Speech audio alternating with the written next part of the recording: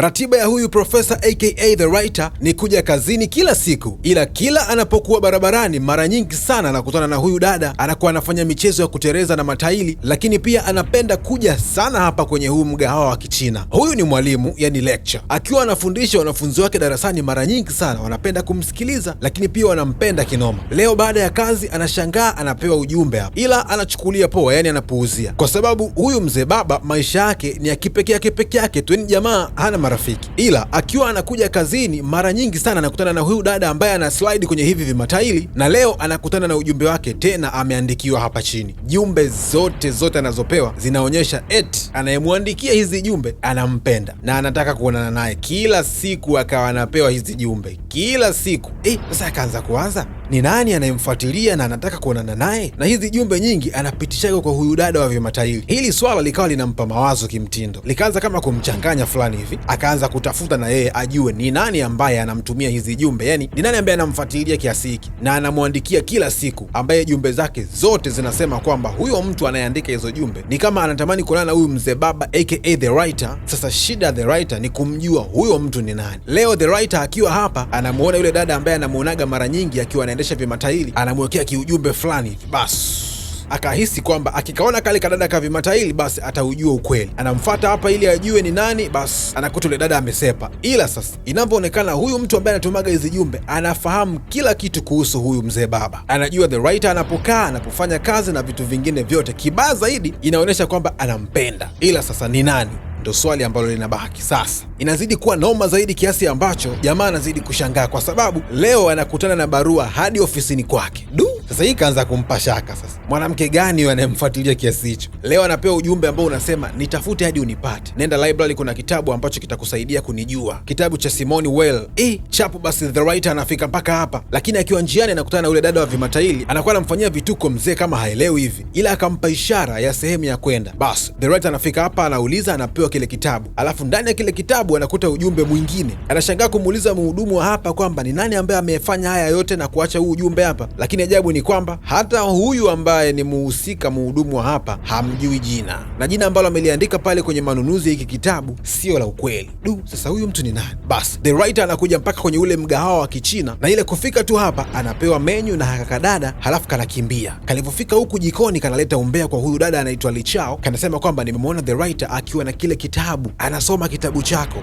Sasa kama kile kitabu ni cha huyu dada Lichao, basi inawezekana yeye ndiye ambaye anatumaga hizi jumbe, lakini pia kama ni huyu, sasa mbona huyu ni mwanafunzi wake? Lakini anyway, ngoja tuone itakavyokuwa. Basi haka kadada sasa Kalichao kalikopewa umbea kanajileta hapa, kanampa mzigo fulani hivi, alafu kanakimbia. The Writer baadaye akiwa anasepa, kale kadada Kalichao kanamchungulia kule juu. Sasa jamaa akafungua ule ujumbe kucheki hivi, ikamuelekeza kurasa fulani ya kile kitabu ambacho alikifuata kule library, kitabu cha Simone Weil. Bas sasa, na hiyo kurasa ambayo ameelekezwa kusoma kwa ule ujumbe ina maneno kuntu ya kimahaba, mahabat, maneno fulani hivi, yani unaelewa, vitu fulani hivi, yani kama sasa mtu unajua anataka kukutamkia kitu lakini kwa mafumbo. Noma sana. Hii ni kama sanaa fulani hivi ya mapenzi. Huyu mzee baba The Writer leo sasa anafika home. Kufika hapa anakuta ujumbe wa simu, yani huyu mtu ambaye anamfuatiliaga ametuma ujumbe wa simu hapa nyumbani. Anasema kwamba kila siku anapata jumbe barabarani, anakuta kwenye gari, anakuta ofisini, ila leo anamwambia rasmi kwamba anataka waonane sasa face to face.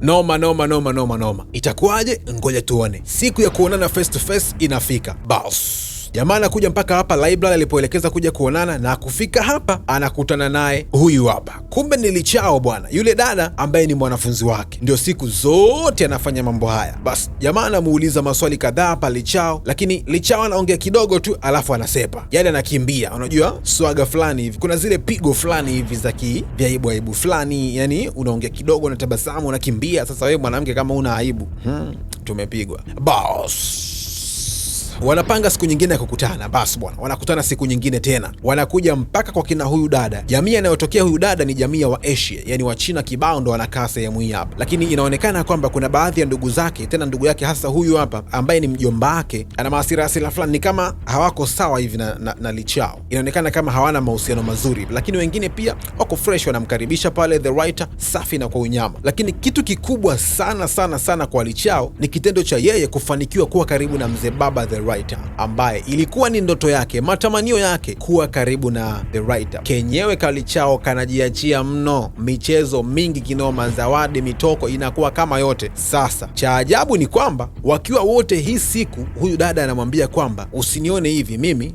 sina hisia kabisa na wanaume. Anasema eti kwamba yeye anapenda wanawake. Sasa yote haya ilikuwa ni kwa ajili ya nini? Ila the writer anaipokea tu simple, anasema haina shida, sawa, mbona jambo la kawaida tu, usijali. Boss. Urafiki wao unaendelea, ila leo sasa wanakuja nyumbani kwa mzee baba the writer. Mtoto analazwa hapa sasa. Jamaa anasema ngoja nijaribu tuone kama huyu mtu hana hisia kweli ama alikuwa anajihami. Oho, mtoto wa watu anapata vitu fulani vya kizungu, inakuwa noma. Wanafanya yote na wanaridhishana vizuri tu kwa namna nyingine zote, lakini hawakufanya kabisa kabisa, yani ile sasa kabisa kabisa ile, unaelewa vizuri. Kama una D2 hapo utakuwa umeelewa, yani ile kabisa ile, unaelewa, yani ile 2 gawanya kwa 2 hapo unakuwa tayari ushapata jibu. Umeona mambo. Ila sambamba na kwamba hawajafanya kabisa ile kabisa, ila huyu mtoto wa Kichina anaanza kukorea bwana na haba la the writer. Basi inakuwa ni shangwe tu kila siku, na sasa mazawadi ni kama yote mahaba tu hapa na pale, yani ni balaa. Boss. Siku moja jamaa anakuja kuitembelea familia ya huyu dada na anakutana na hawa ndugu zake. Huyu dada anakuwa anasema hawa ndo ndugu zangu na vitu kama hivyo, jomba, babu na vitu kama hivyo. Maisha yanasonga. Ila jamaa akawa anamuwaza sana huyu dada, mbona kama amekuja kwenye maisha yake ghafla tu, na wanakuwa wanafanya vitu vingi sana vya kimapenzi. Ila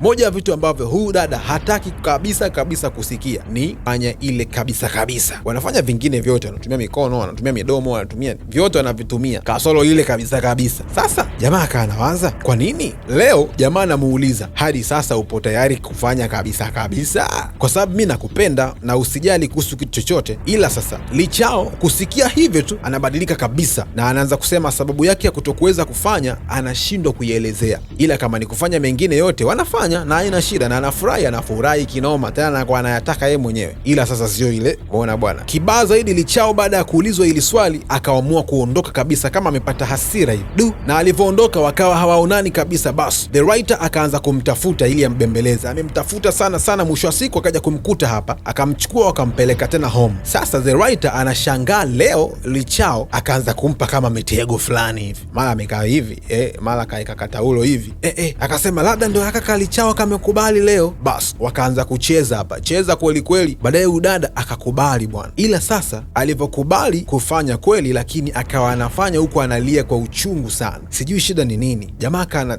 shida nini? Baadaye jamaa akawa amelala hapa, anakuja kushtuka hivi anakuta yule dada hayupo. Kucheki hivi anakuta yule dada ndiye alikuwa anakimbia tena, ile kumzuia akaanza kulia tena, analia sana. Jamaa anamuuliza shida ni nini, mbona hutaki kusema? Kwa nini linapokuja swala la unyumba unapoteza kabisa furaha na unalia kweli kweli, ama kuna kitu unajutia? Bas leo Lichao akaamua kuusema ukweli. Kumbe bwana, sababu kubwa ni kwamba moja ya wale ndugu zake kule nyumbani kwao, yani cousin wake, cousin ni kama mpwa, yani cousin wake mmoja aliwahi kumbaka.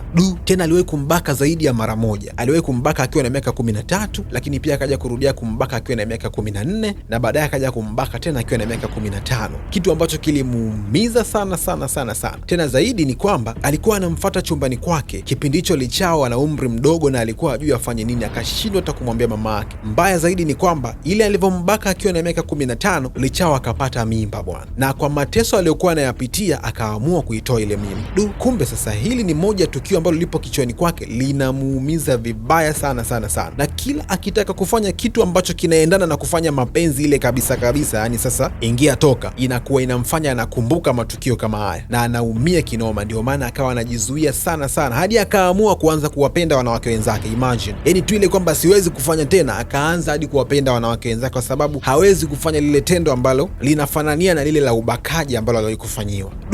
Noma. Bas tena kibaya zaidi ni kwamba anasema hadi hivi anavyoongea na huko na huyu jamaa hapa tayari anaye mwanamke ambaye ni kama mpenzi wake. Sasa japo hampendi, ila yeye ndiye ambaye alikuwa wa kwanza kumsaidia na ni mwalimu wake. Yani katika walimu wake pale shule, ni kama hivi mtoto wa kike anakwenda kumwelezea mwalimu wake shida ambayo anaipitia, kwamba siwezi kuwa na wanaume kwa sababu 1 2 3. Mwalimu wa kike anaamua kumsaidia, lakini ndio hivyo tena wanaingia tena kwa wapenzi. Mambo haya. Lakini ndo moja kazi yetu kama Global Updates, lazima tukupe updates zote za dunia, ujue kabisa unavyojifunza, ujifunze vitu ambavyo unajua namna ya kuja kukabiliana navyo. Wezi jua, never say never.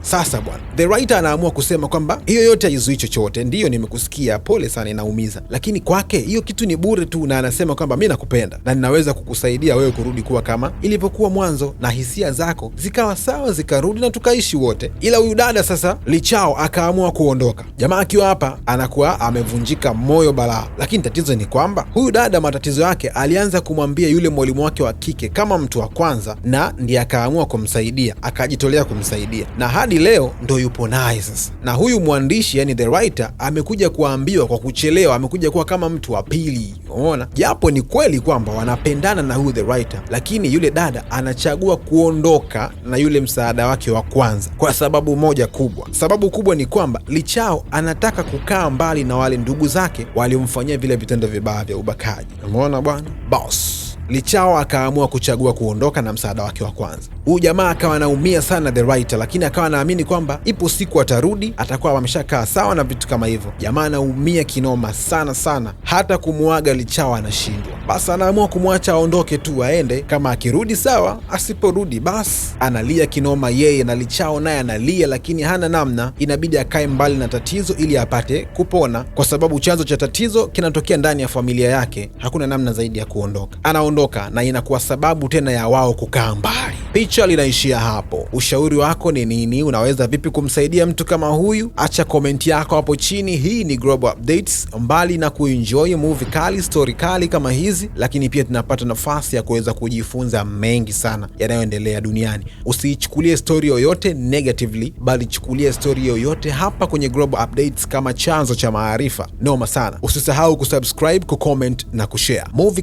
kali, story kali zinafuata hapa, usikae mbali.